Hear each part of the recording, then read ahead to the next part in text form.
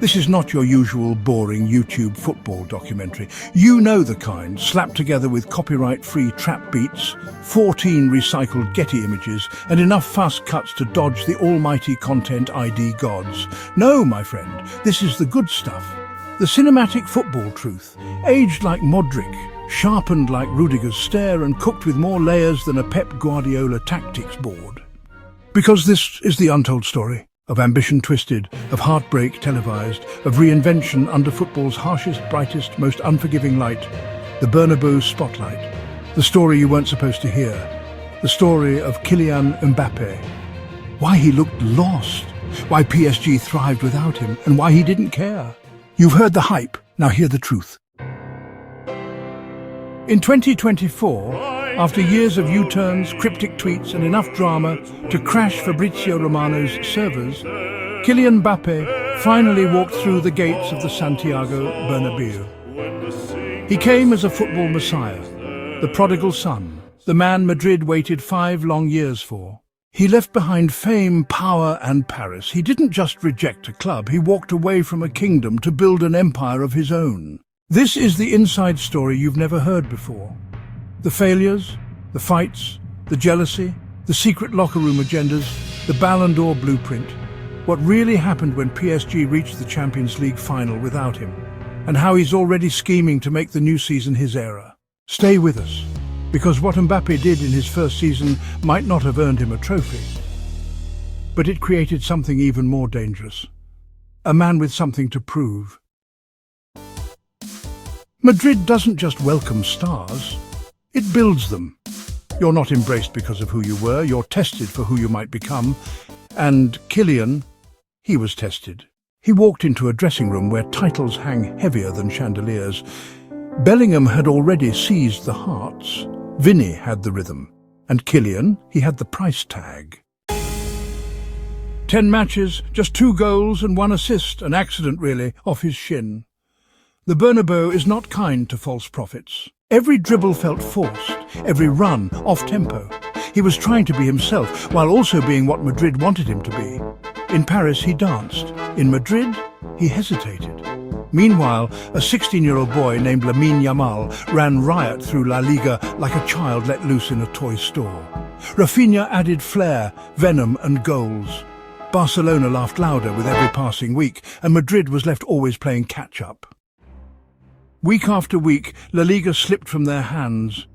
In Europe, Arsenal delivered the final blow.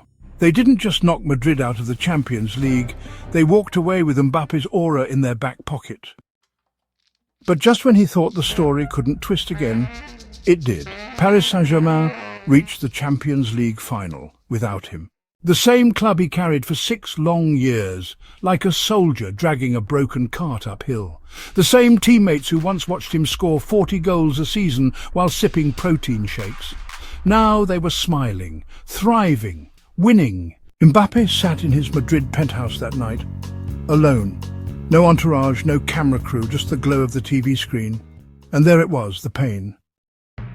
The headlines weren't cruel, they were clinical. Maybe Mbappé was the problem? One French outlet ran a poll. Would PSG have won the Champions League sooner without him? The results were unanimous. For the first time in his career, Kylian Mbappé didn't feel like the chosen one. He felt like the chapter they skipped. That night broke something in him, but from broken things come sharper edges. He didn't cry, he didn't post.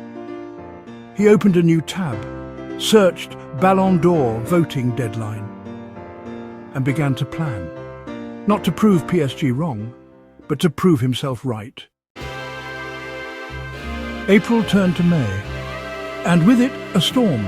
Mbappé bagged 4 goals in 2 weeks, then 6, then 11, 42 goals across all competitions, a La Liga Golden Boot, a European scoring title. But still, no trophy. Not even a Copa del Rey to hang on the fridge. The season ended with nothing to celebrate. Ancelotti leaves to manage Brazil, Lucas Vazquez said his goodbyes, and Luka Modric gone. The magician has packed away his wand, but somewhere in Madrid, Mbappé is watching, plotting. He hasn't said it out loud, not yet, but among the silence there is a plan, A plan to wear the most sacred number in the Real Madrid galaxy, the number 10, a number worn by artists, orchestrators, kings in cleats. Mbappé doesn't just want to inherit the shirt, he wants to inherit the myth. He's told friends, quietly, that he sees himself shifting from winger to world builder. That next season he'll drop deeper, touch the ball more, control the rhythm. He doesn't want to be just a finisher anymore. He wants to be the playmaker, the conductor, the one they all look to when the fire is rising and the lights are blinding. Internally, he's already pitched it. He's told Xabi Alonso he wants to evolve, that his future isn't just to score, it's in the centre of the storm. And yes, he wants the 10 shirt.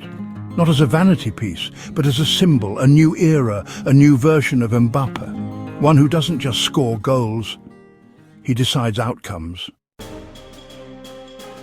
While others celebrated their medals, Kylian began crafting something rarer. A campaign, a redemption arc.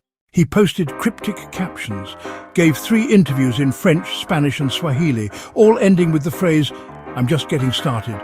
Behind the scenes, he created a spreadsheet labelled Ballon d'Or 2025, How to Steal the Show. He didn't want revenge, he wanted legacy.